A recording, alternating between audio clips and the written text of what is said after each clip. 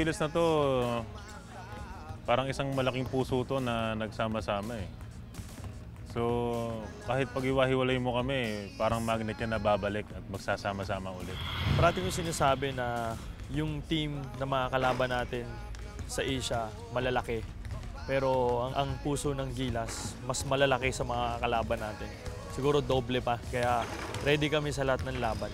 We kind of came together quicker than I thought. I think that comes with, you know, everybody maturity level and everyone kind of knowing what we need to do to get to where we need to be at. And I think everyone tied in, you know, locked into the situation. Everyone knows the goal at hand and everyone is respecting each other to bring, you know, that glory back to the Philippines. I really want it bad. Bata pa lang ako, yun na yung gusto kong makamit talaga. Makakuha ng gold, maging #1 sa Asia.